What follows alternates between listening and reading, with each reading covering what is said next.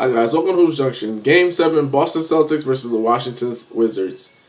Who wins? Who wins? Who wins? I originally had picked the Washington Wizards to win the series in 6 games. First 2 games, Washington Wizards should have got those games. They were up big in both games. I believe game 1 they were up 17. Game 2 they were up 11 or 13. Going down the stretch, lost both games. In this game, every home team has won the game. So if the trend continues, the Boston Celtics will win Game 7.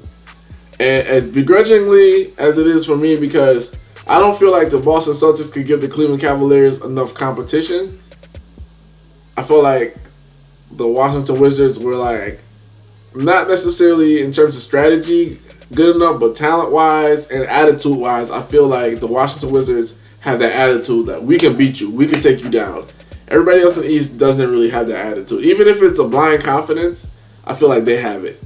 So that's why I wanted Cleveland to play the Wizards in the Eastern Conference Finals. At least Cleveland could go 6 games and there, because nobody has really given Cleveland comp. And Cleveland has proved when they placed the Boston Celtics earlier this season, it was like they were on a back-to-back, they were on a road trip, and they just whooped up on that team real easy. So, but here's the thing: they say styles make fights, and the matchups in basketball make games. And the matchup for the Wizards, this is not favorable, because the thing with Cleveland when they play Cleveland is Cleveland plays more of a freestyle. They don't have a really ingrained offense. It's more of a give LeBron the ball, give Kyrie the ball.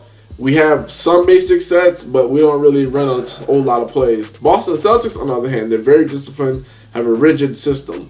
So they have the discipline, but they just don't have the talent to really compete with Cleveland, in my opinion.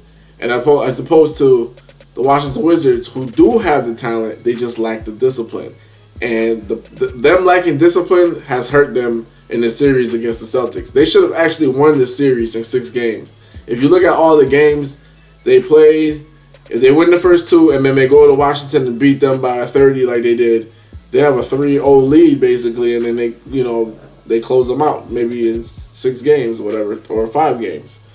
Because the only reason they hadn't or were unable to do so is because they lacked the discipline. Every time the Washington Wizards go up in the game, they start showboating, they start going one-on-one. John Wall starts fuming down the court. Fume! He's out of there. He's doing spin moves and turning the ball over.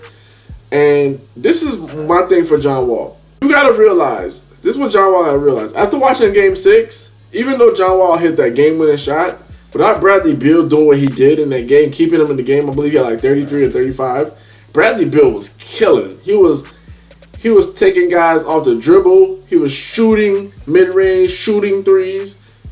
John Wall has to realize, I'm no longer the best guy on his team anymore. He, like my friend said, he has to stop hating on his other teammates.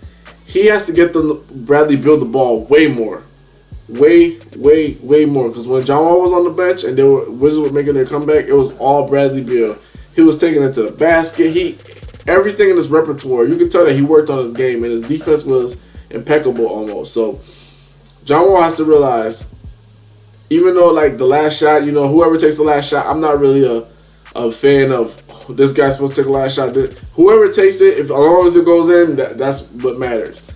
So John Wall has to realize, I'm great, but there's a guy on my team, Bradley Beal, he's greater. I got to get him the ball. So until he realizes that, the team is only going to go as far as Walker carry them. And he has too many responsibilities on his plate to get the Washington Wizards past the Celtics, in my opinion. But to me, since Washington missed their opportunity, I believe Celtics are going to win this Game 7, because in Game 6, Celtics nearly won. If you watch the game,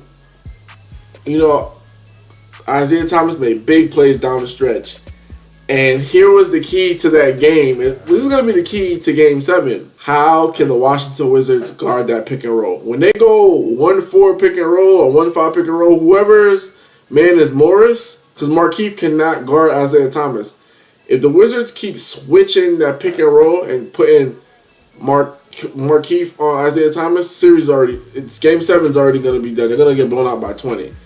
And on the other hand, if you look, the roles were reversed. The Washington Wizards rarely went with that 1-5 pick and roll with Gortat's man, which is Kelly Olynyk's. Kelly Olynyk's slow-footed. He cannot keep up with John Wall. They rarely went to it.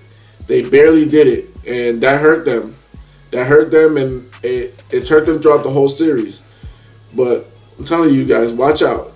That Markieff Morris pick and roll, that 1-5 or 1-4 pick and roll, if they put that pick and roll with Isaiah Thomas, Markieff, it's over. Because Markieff does not even try. Like, if you watch that down the stretch of the game, Isaiah Thomas hit a step back on him. Isaiah Thomas hit like a 3. Isaiah Thomas got penetration and then, passed the ball out to Al Horford, who hit a bank shot. That pick and roll is killing the Wizards. And I don't think Scott Brooks is making enough adjustments. And this is what I hated about Scott Brooks in OKC. He runs that same silly pin down, which is easy to guard. They'll pin down into a curl, it's corny.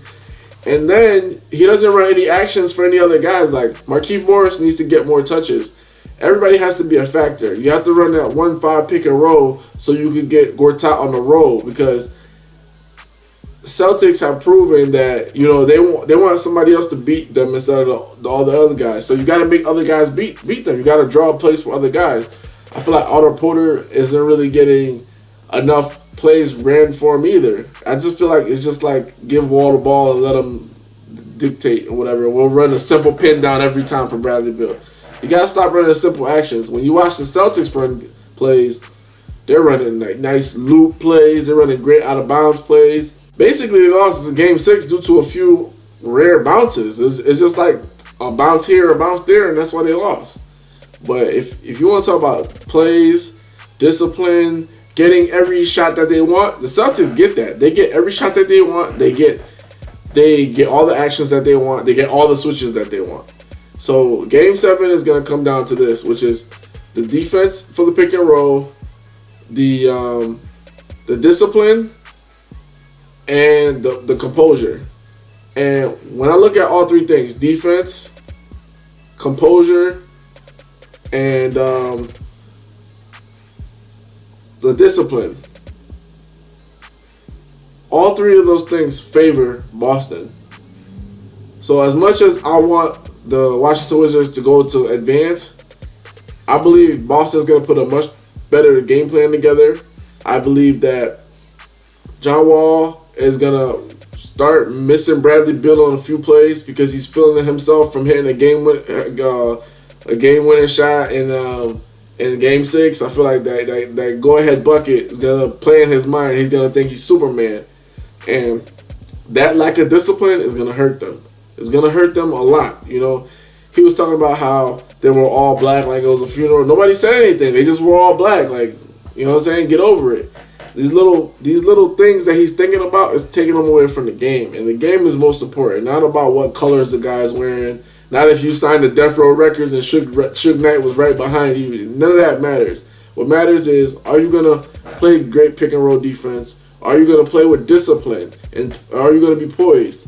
Poised means if you have a 10-point lead, don't start jacking up threes when you know that's not your shot. Don't start doing things that's out of your character. You know what I'm saying? Like that. For some reason, the Wizards start doing things out of character. They let the Celtics back in the game, and it's every single game. Whenever they have a lead, they always let the Celtics back in the game.